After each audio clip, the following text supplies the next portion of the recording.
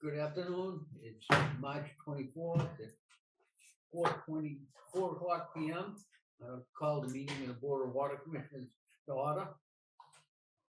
First order of business to approve the bills and schedules.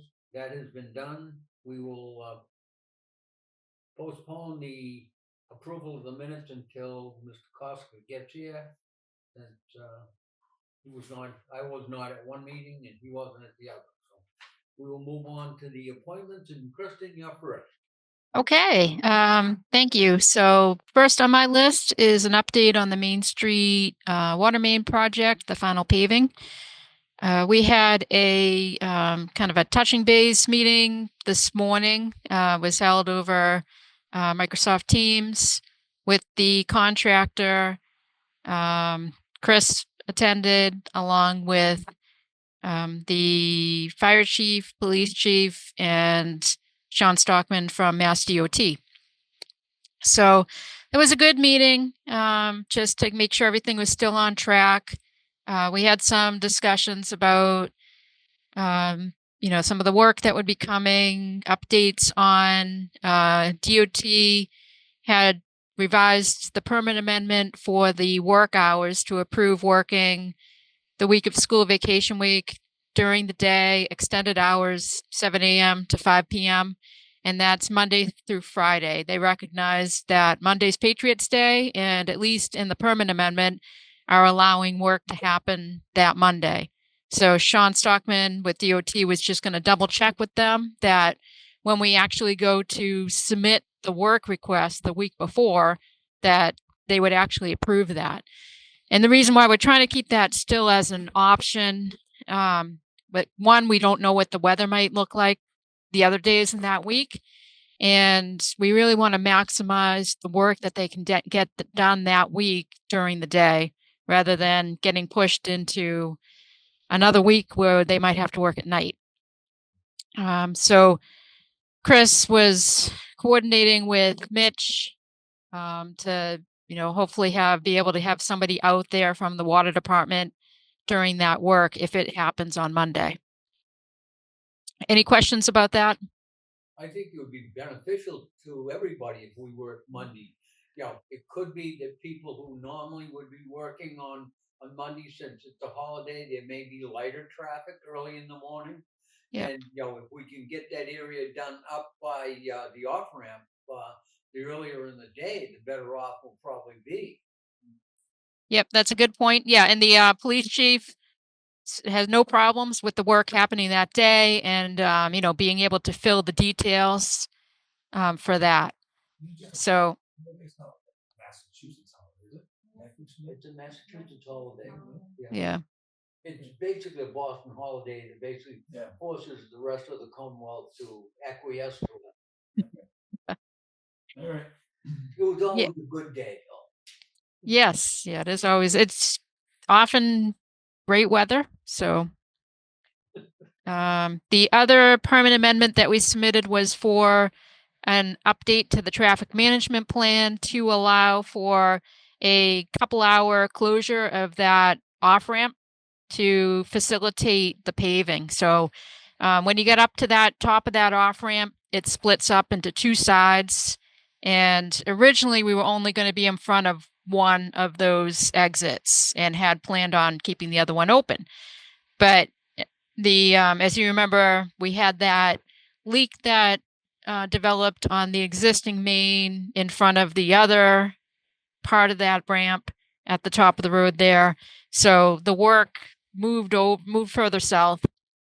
So now the paving has to happen in front of both of those spots. And so it would be cleaner to be able to do that in one continuous pave rather than ending up with a cold joint. If you only got to do one and then had to open that piece up and then move over to the other side, that's the alternative. So if they don't allow the ramp closure, there's no way to avoid having that joint. So we're waiting to hear back from them on that. If they do approve it, it would require having a state police detail down at the start of the ramp. While that closure was happening, he'd be parked down there to make sure nobody tried to take the exit, go around the signs and come up the ramp. So we're waiting to hear on that. There's still time for that approval to come in.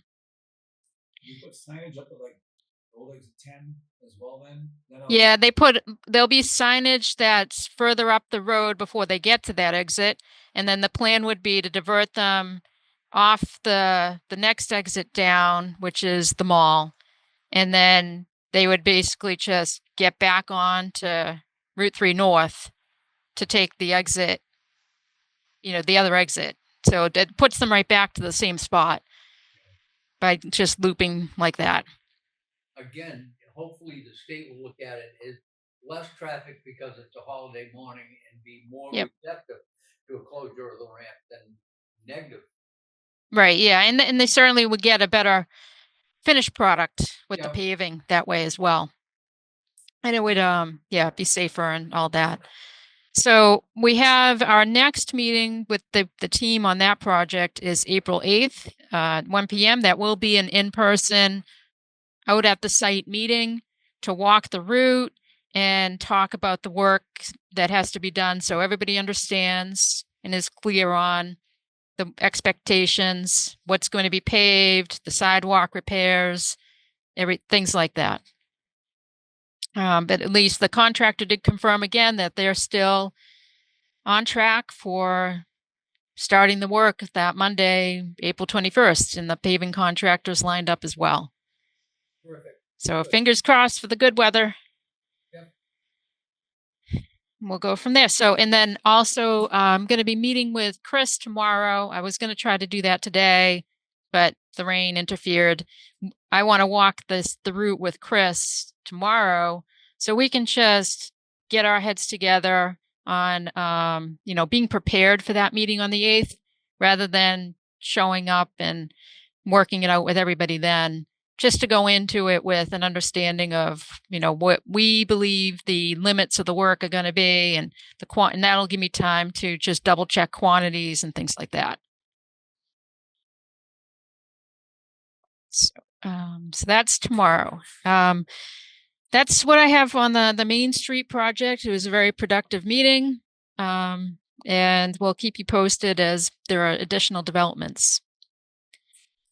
The next project with the new well, as shown in the agenda, we had the kickoff meeting with Kleinfelder. That was also a Teams meeting on last Monday. And that went well.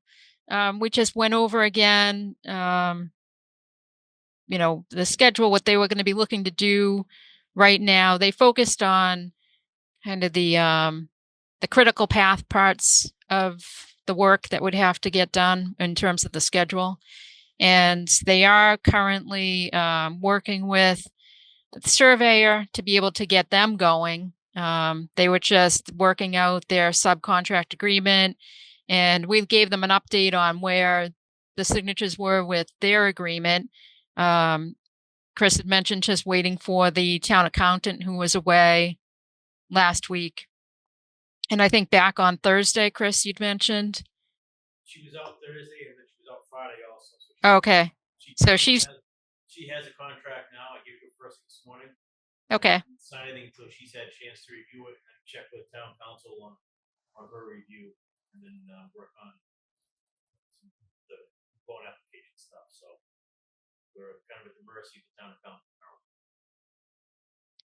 So once we can get the signed contract over to them, they'll be able to execute contracts with their subcontractors, which include the surveyor, and they're using Mars Services to help with the redoing the pump test of the existing test wells and then putting in additional test wells. Did the accountant give you any idea on what she may be looking for that would delay any signature? No, she just wants to review it, make sure that everything's in there as it should be for her standards. Is she aware of the fact that town council has reviewed it and had made alterations and Kleinfelter and we have agreed with everything? Yes. And we need to make sure that we keep stressing to her sort of on her case and on Keith's case to get this thing signed so that we can get it executed. The longer they delay it, the longer it is before that wall gets turned on. Understood. No, I did express my concerns. I have and the board has to keep the ball rolling. So I did advise her the town council did review it, come back with their comments, did present to Kleinfelder, and they adjusted their contract to meet the town's red lines. So That counts. Yep.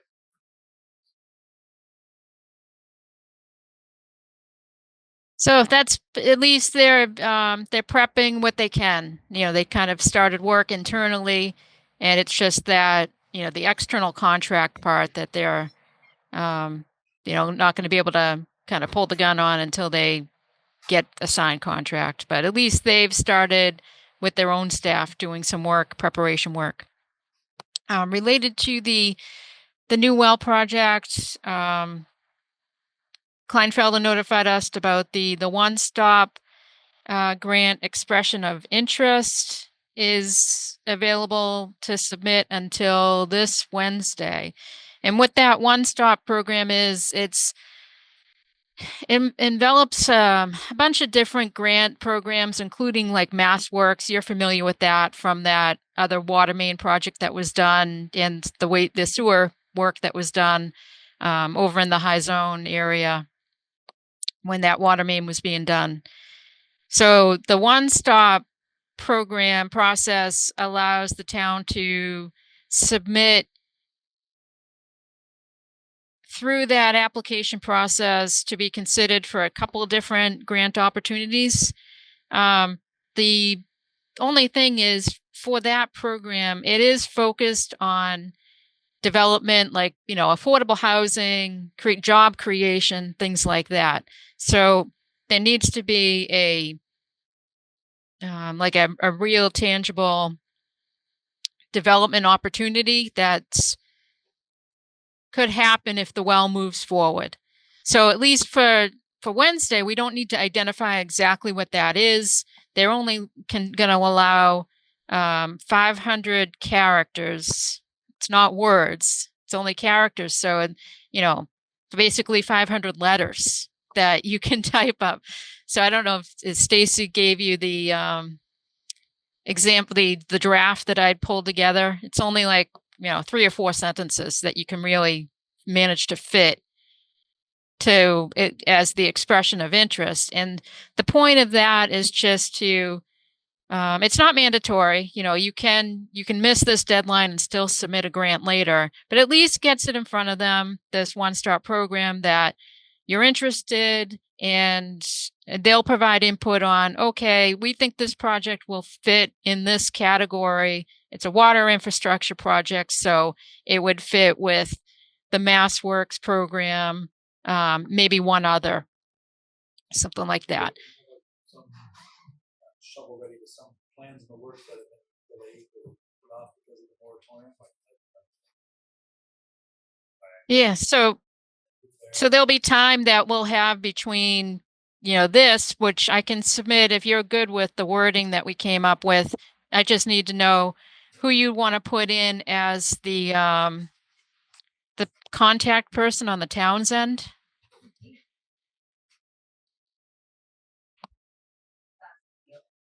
You open that up. Yeah.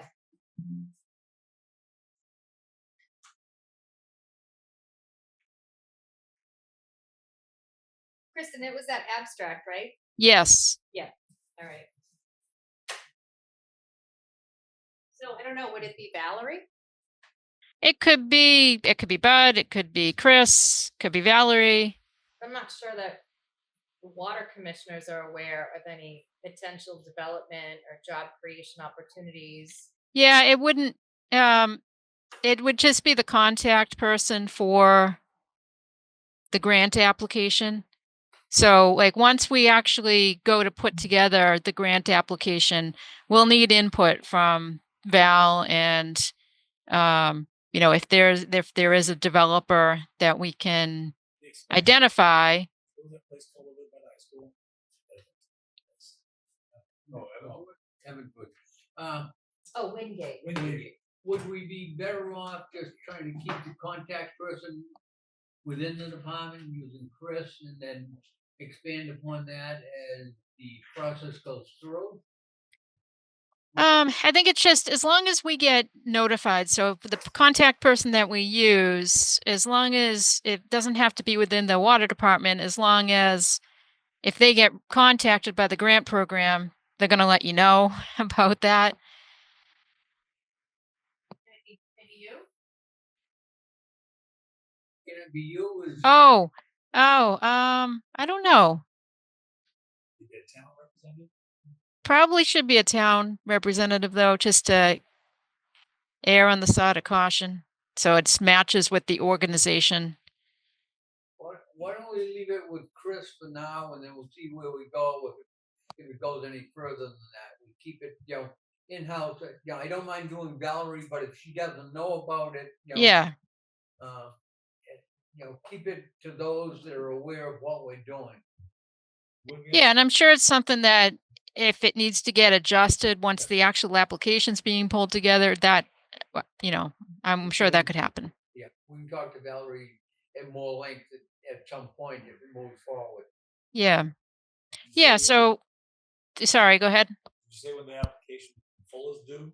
Is that They didn't post that yet, but it's usually, I mean, they need time to review these, so it's probably going to be a month or two before they open the window to be able to start the applications. And then they usually give a decent amount of time, another month or two, to pull together the application. So, but I think, we shouldn't really wait. The one-stop people aren't going to tell you, no, you can't apply. So we can put something together as long as it's worthwhile. But without that developer kind of partner, if you will, it won't have a chance of getting anything. So it's just something to start setting the stage for. So your approval, I'll at least submit the expression of interest. Yeah, definitely, submit, we're interested in it. We'll figure out where Yep. we go with it once, we get further down the line. Yeah, right. Figure out whether a Kleinfelder is also part of the one-stop process. Maybe we can use them as part of the leverage as we move forward. Yeah, I think it will certainly help that you're under contract with a designer, Yeah, to show that there's a serious commitment on the town's end towards the project. Yep. But they'll want to see how much housing is this going to result in, like affordable housing especially, or how many jobs. That's really what the one-stop program is going to care about the most.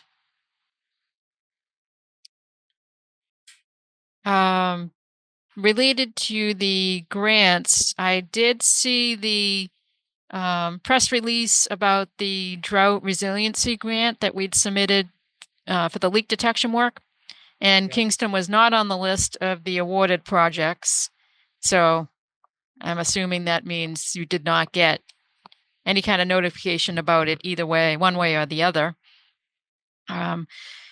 Looking at the list that did get awarded, it's hard to tell, why some might have gotten it, but I suspect that some of the other communities were partnered with one of the regional planning agencies because they got extra points for doing that. So, but we can always follow up and find out some more, try to get some more details about it, for the next year if they have it again.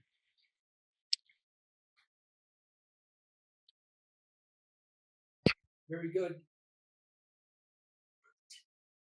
Okay, that's all I have. Thank you, Kristen. Chris, you're next. Okay. Just recently, last week, South Shore generator was out for the routine maintenance checkups on the generator. Brought to my attention the South Street generator is down and out of service. I was unaware of that. The guys, it does exercises weekly. There was no alarms in there, so it just is kind of mystifying things. While some of this is the case. So I'm looking into that and the best course of air track to get that back online. March bills have gone out. We did have to delay the delivery of the March bills for an insert that we're putting in to apprise the residents of the rate increase. And some mix up with the print company and the collector's office and the mailing company. The insert did not get inserted with the bills to get that message out in a more clear, concise manner that we were hoping for. Stacy and Laurie spent a tremendous amount of time trying to fit as much information, valuable information, to a small piece of paper to meet their criteria. So it was kind of frustrating that didn't make it for the residents. So Is that gonna be held up in the next bill cycle, and set it up and tell them? we can, but I'm trying to work with the tax collector's office to see if the mailing company, the packaging company, if it was a mittens on their part, I'd like to see them pay for the postage to get that information out to the residents, because that's what we planned on it. I think it's best to get that information on as best and timely as we can, as opposed to waiting another 3 months. So I'll be talking to tax collector tomorrow, meeting, and see if that's an option. He has recourse with. It's his vendor that he deals with. So What's the post we talk about? Where, yeah, that's one of the best. 69 cents times what, 4,500. That might be more than the whole print. He was. Well, we were actually I think the cost of the little insert was gonna be like $600 Yeah. total, but we were splitting it with, I think it was conservation. They had Conservation, something they wanted to get out. That didn't go So anywhere. no, it was gonna be split. One side was us, the other side was theirs, so their message didn't get out either. Just like this. Mhm. And go on the tax bill. I don't know if it's the same. Tax bills were already out.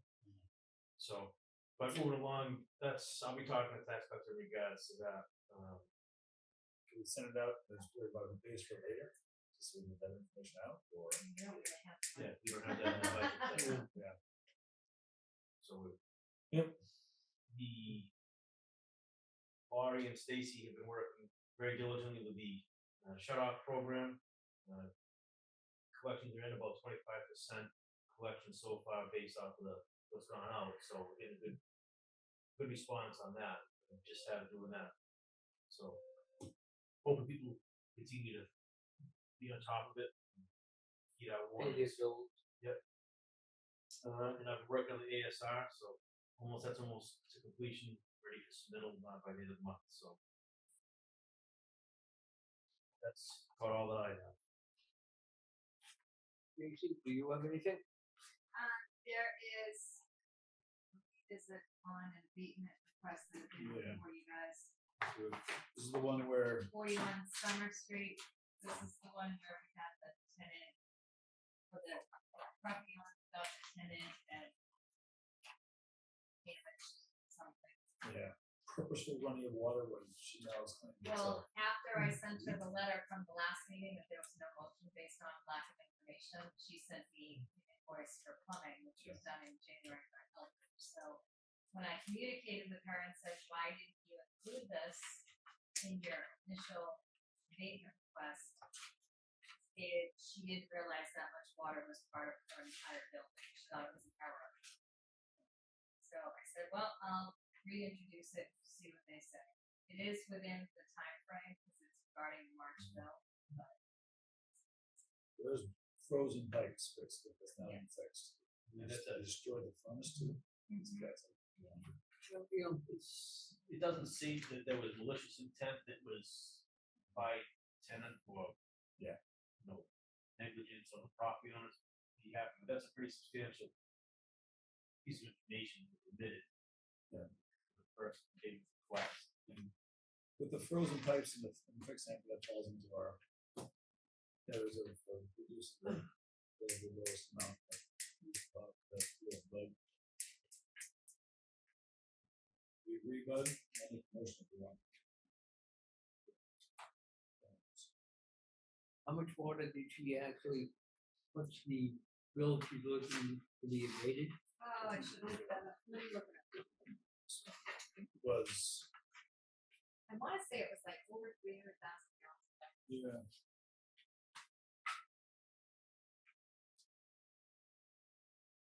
Seems I hard to wouldn't have seen believe. them out. Huh? It's like 377. It's, I would agree, it's an odd thing, Yeah. it's a large building, Yeah, 300,000 gallons of water is going around. I understand her situation, but did it all go over the frozen pipes? Was there a short amount that was in there that mitigated it? It was malicious intent. 300,000 gallons, we went Yeah. downhill to the apartments out back, you can see. Let me just double check. it seems a little bit over what we normally would do. You know, yeah, it's an apartment house, but if it's 300,000 gallons, what do they normally use? You know, and if they lost that much water, you're telling me that it didn't impact any of the other apartments in the building? It's 332,000 gallons, and last year at the same time frame, it was 15. So it said the water damaged the furnace, did it fill the basement? Is that where it went? They're Yes. all walkout basements there. But my question is, if they normally use 15 to 20,000 gallons, they use 300,000 gallons. Let me tell you, that pipe was more than busted, and you can't tell me that It's the probably water went down service, drainage. water service for the rest of the building wasn't negatively impacted to the point that someone didn't call. Yeah, So we just keep the same then because of the. how long would it take the frozen pipe to discharge 300,000 gallons? Well, you could figure your average garden hose flows about 4 to 5 gallons a minute. Mhm. So Yeah. it's that figure Mm. that time frame and where that water's gonna go. Right? It's, like I said, where that building's located, the apartments, it's all paved. So you come out of that building, frost paved. The parking lot. Yeah. Be wetness, ice or whatever. Something just, when it doesn't seem to be realistic, chances are it probably isn't realistic. I think I'm gonna pass on checking the motion if you make it. No, I'm remembering about the conversation we had about the apartment complex. So this is the apartments with lots of different units there, and we don't really know where it's going to sell once we. So, no, I think I feel for the people, especially if there's that much damage there. But you can't really isolate it as a. I just don't know how they can justify, if it was 100,000 gallons, it'd be bad enough. 300,000 gallons is a lot of water to, disperse, haphazardly in your driveway. So you think it most likely is one down the drain? I don't know where it went. Because that's the only way it can go if you can't see it outside. Well, what I'm saying is, if the pipe broke to that extent, that it's losing that much water, Yeah. it had to have an impact on all the other apartments, as far as the flow. And if I'm paying for rent, Well, that is initially how she got a plumber in there because her second floor apartments claiming they had no water. Yeah. They had no flow.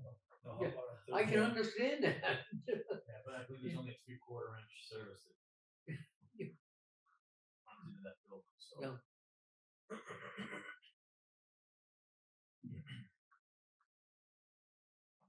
good enough leak, you're gonna start losing volume and flow.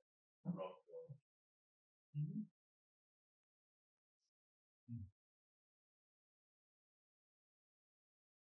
Yeah, like I say, we'll just pass on that.